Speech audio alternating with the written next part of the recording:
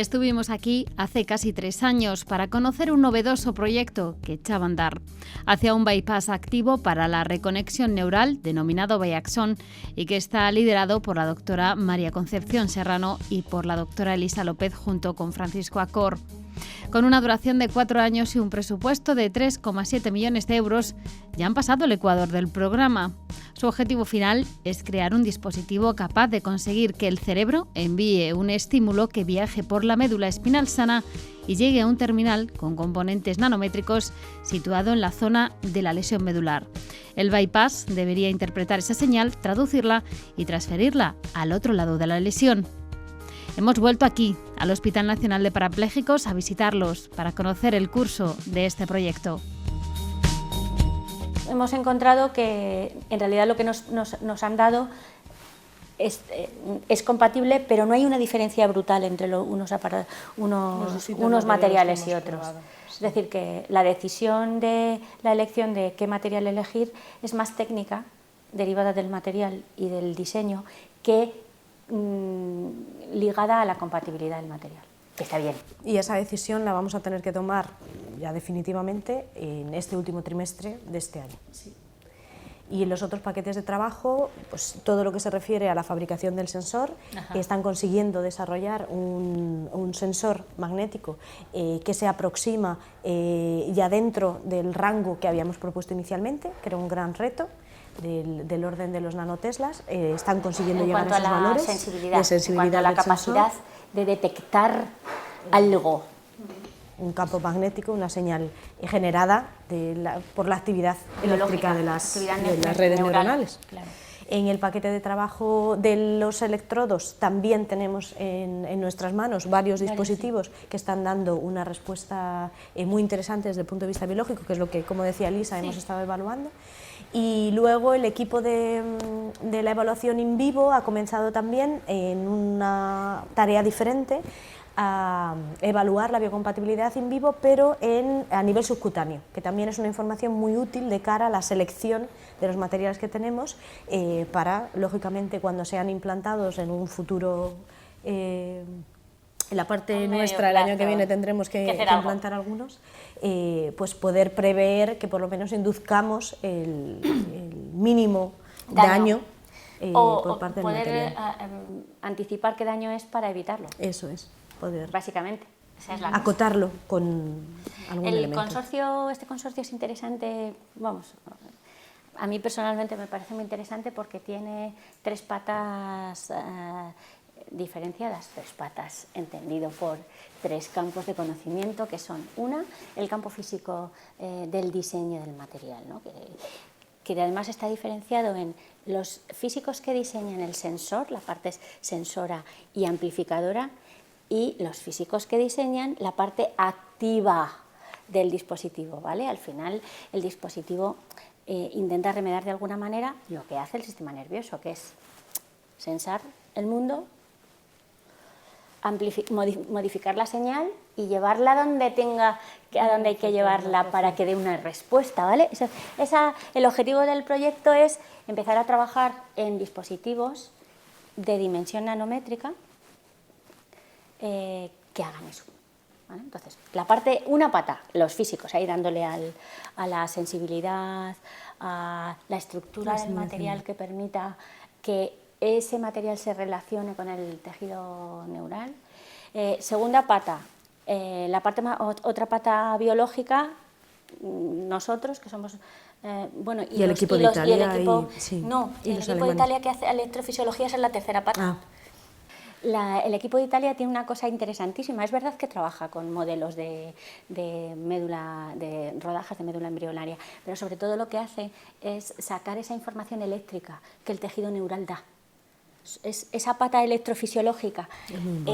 Claro, porque en realidad el dispositivo que vas a poner maneja va a tener que manejar ese tipo de información. Entonces, tienes que comprobar que efectivamente sensa y que es capaz de darse cuenta de registrar y de transmitir la información eléctrica que el tejido genera. Y luego estamos la tercera pata, que somos la parte biológica que estudia la compatibilidad, porque eso puede estar perfecto el sensado, pero resulta que ser súper tóxico.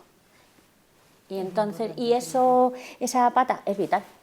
Con un añadido además fundamental, que es tener a Lisa como parte del equipo, con todo el conocimiento que ella tiene clínico del día a día de la lesión medular. Y todo ese conocimiento que ella ve y que tiene del trato con los pacientes nos está siendo de una gran utilidad de cara a ver cómo abordamos un dispositivo que pudiera tener algún día alguna utilidad en la realidad del tratamiento. Una pregunta que nos hacemos es si este dispositivo será capaz de funcionar en las diferentes lesiones medulares. Cada lesión medular es diferente, como cada enfermedad es diferente, porque el individuo que la padece... Ahora mismo estamos en la época de la medicina individualizada, está empezando, y la verdad que tiene una pinta de ser muy apasionante. ¿Qué significa esto? Significa que las personas que tienen la misma enfermedad, tienen los mismos síntomas, los mismos signos, pero resulta que su metabolismo, su carga genética, su vida no discurre exactamente igual. Entonces, aunque tienen una parte común de enfermedad, la respuesta de su cuerpo no es exactamente igual. Y entonces, esto, aplicado a la lesión medular, ¿qué significa? Pues significa que en la fase aguda de la lesión medular, si estamos hablando de una lesión traumática, por ejemplo, pues el trauma se parecen mucho más los pacientes agudos en el momento del trauma que a medida que va pasando el tiempo. Y esto hace que ese punto de individualización tenga que ser mucho mayor cuanto más crónica se hace la lesión.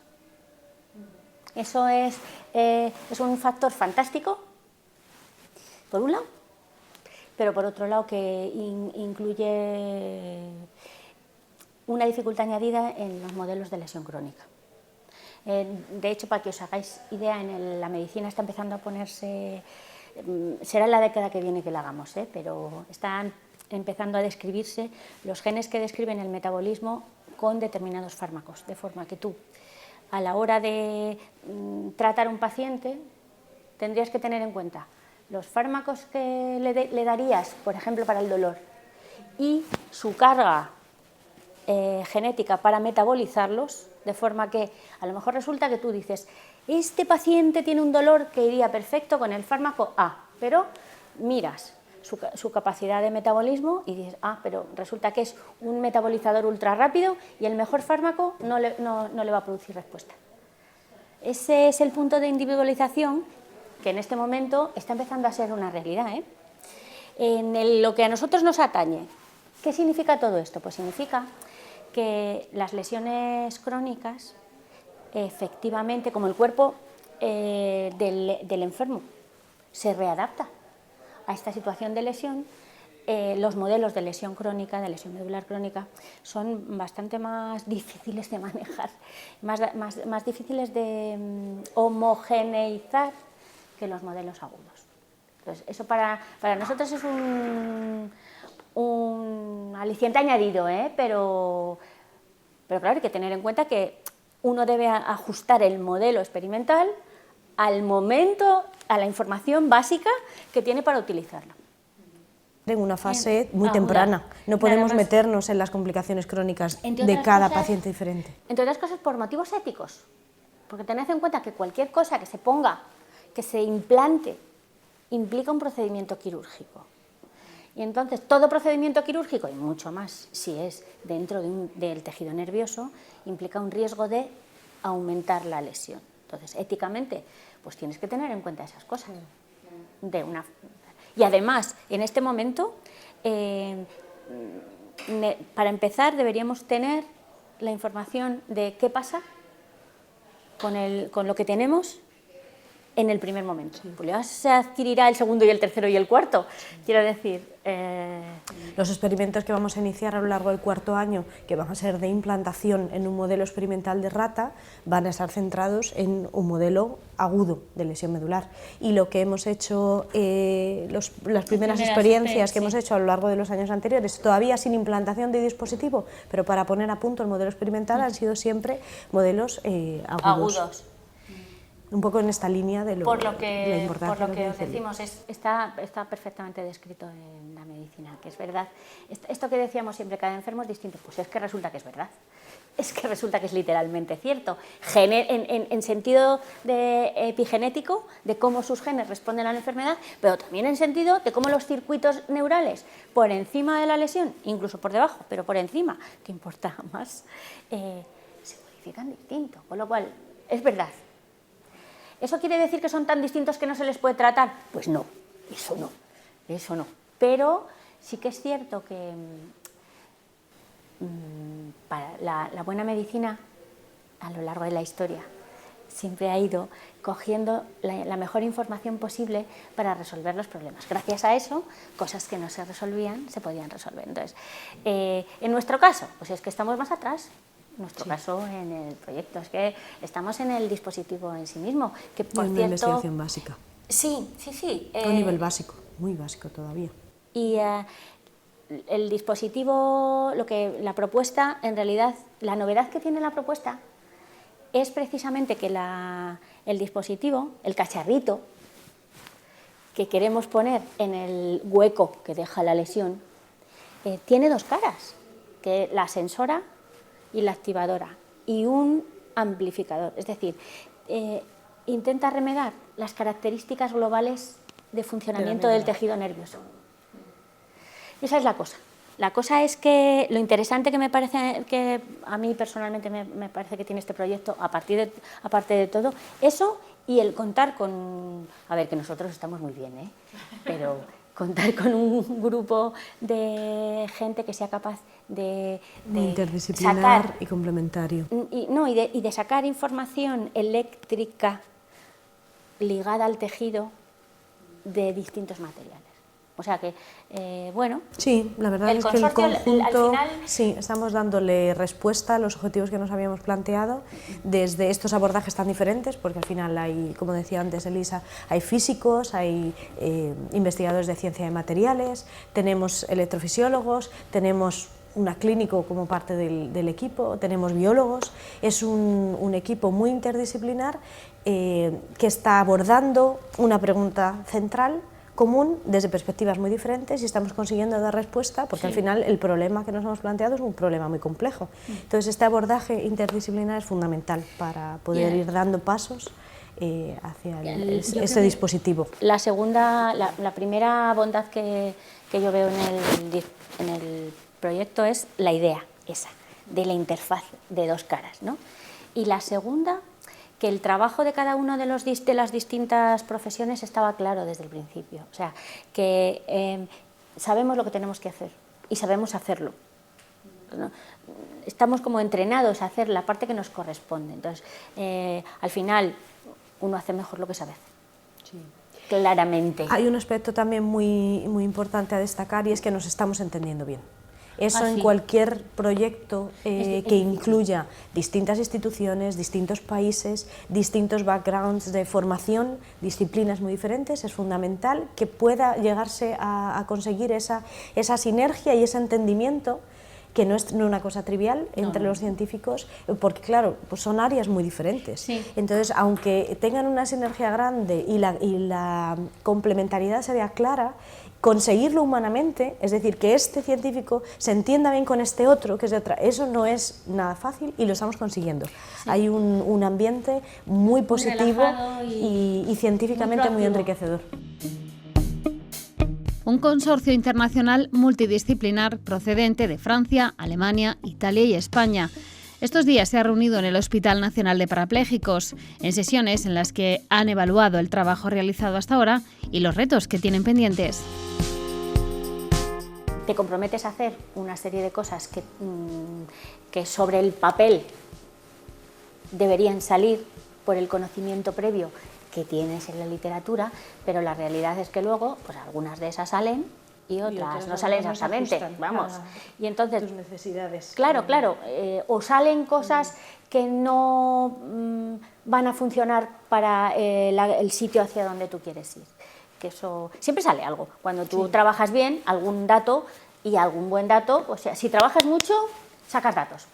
Pero el asunto es, los datos que sacas sirven para contestar las preguntas que te has hecho a priori. Ese es el punto, digamos, fuerte, ¿no? Entonces, naturalmente todos estos proyectos están estructurados de una manera en la que tienes que rendir cuentas cada 6 meses, obviamente, y además tienes que rendir cuentas en conjunto. Sí. Entonces, este es uno de esos meetings, de las reuniones de rendir cuentas, pero tiene la particularidad de que es el primero después de la mitad del proyecto, es decir, que vas con el tiempo marcado porque te queda 1 año y un poquito. Sí, 1 año y un trimestre. Y además ya hemos pasado la primera evaluación de los 24 meses de proyecto, mitad de proyecto, en Bruselas en febrero. La verdad es nos que reunimos todos y fue muy positivo. Los evaluadores de Bruselas, aparte de que nos evaluaron, yo creo que razonablemente muy bien, sí.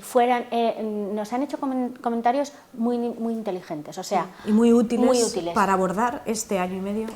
Sí, porque hay detalles que pasan desapercibidos, que no en esa rutina y no esa secuencia de los objetivos claros que tienes desde el principio, y en ese sentido también nos han ayudado mucho a identificar aspectos que estábamos dejando un poco más de lado y que también son esenciales para la consecución de los objetivos finales.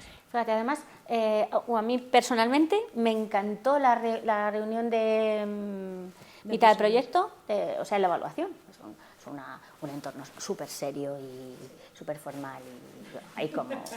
Pero, vamos a ver, nosotros teníamos enfrente un grupo de científicos, porque son científicos de los distintos campos, los mismos campos en los que nosotros trabajamos, pero otros, que estaban fuera del proyecto.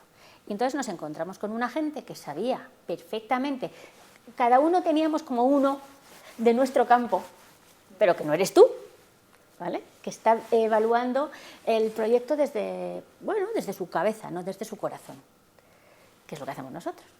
Que está bien, que nosotros ponemos cabeza y de todo, porque además sin corazón no se avanza, pero bueno. Y entonces, ¿qué hicieron? En realidad lo que hicieron fue de espejo. Y yo creo que eso fue fantástico. Sí. Sí, fue muy enriquecedora. Una experiencia y el resultado muy positivo. Ha sido muy bueno. Es decir, la evolución fue positiva, progresamos a los 2 años siguientes y los comentarios de elogio y luego también de ayuda a puntualizar esto y esto. Ciertas debilidades que nosotros en parte éramos conscientes, otras no tanto, y bueno, nos ha servido mucho. Estamos dejando claramente definido lo que cada equipo tiene que hacer en este año y 1 año y un trimestre, o sea que nos queda muy poquito tiempo. Hoy vamos a tener también otra parte de discusión específicamente centrada en esos objetivos concretos de cada equipo para dar respuesta a las tareas de los distintos paquetes de trabajo. Y bien, yo creo que hemos ido cumpliendo periodo por periodo los distintos objetivos. Lo que nos queda por afrontar en estos 15 meses que faltan, podemos afrontarlo. Una importante investigación de alto riesgo basada en una idea rompedora, muy útil para poner en marcha tecnologías emergentes futuras que plantean la posibilidad de una cura. Sin poder hacer nada por ellos. Y en estos 300 años resulta que estamos planteándonos una cura, pues igual no vamos tan lento. A ver, igual nosotras no lo vemos. Bueno, ella es más joven que yo, pero igual sí que estamos, para empezar estamos en la época en la que lo que se demanda es la cura, no el tratamiento paliativo. Lo que estamos ofreciendo es el tratamiento paliativo de muy buena calidad, ¿vale? Porque no tiene nada que ver, o sea, en el tiempo que yo llevo en el hospital, que llevo 23 años, la calidad del tratamiento rehabilitador claramente ha mejorado. La complejidad de los pacientes también, ¿verdad? Pero la calidad, claramente. Pero lo que se desea es la cura, no el cuidado. Entonces, que si tenemos fe en el cuidado, desde luego yo sí. Verlo, no sé si lo voy a ver, pero de lo que estoy, vamos, absolutamente convencida es de que para que ese día llegue, cada uno de nosotros tiene que tener un compromiso diario. El mío, que es de 2 caras, es atender a los pacientes como si fueran el primer paciente y el último que voy a ver en mi vida, para enterarme bien de lo que pasa, dejar muy buenos registros clínicos que puedan utilizar otros médicos, para seguir haciendo su trabajo y pensando sobre lo que yo he pensado. Y por la parte de investigación, 3/4 de lo mismo. O sea, generar datos que no tienen que ser los definitivos, pero tienen que ser de tan buena calidad que los siguientes los puedan usar. Ese es el objetivo. Y en eso Bioaxon humilde. está contribuyendo. Estamos Claro. ahí aportando nuestro granito de arena en ese contexto. Pero nunca olvidando el lado humano de toda investigación. El hacer investigación aplicada en donde tú veas la cara de un paciente en tu día a día que es el problema. es claramente. fundamental. O sea, no teorices sobre el problema. Eso es. No. Para conocerlo, para saber sobre qué estás hablando y cómo lo quieres resolver, y luego como inspiración humana. O sea, saber que detrás de la puerta hay X pacientes a los que tú puedes eventualmente ser capaz de ayudar y de mejorar su calidad de vida, que a lo mejor un día eres tú, que esa es la parte que nos toca, o tu madre. Quiero decir, esa parte humana es fundamental. Queda poco tiempo y mucho aún por hacer, pero este hospital, este proyecto y sobre todo el trabajo duro de investigadores y profesionales sanitarios hacen soñar con esa esperanza, la de que curar la lesión medular es posible.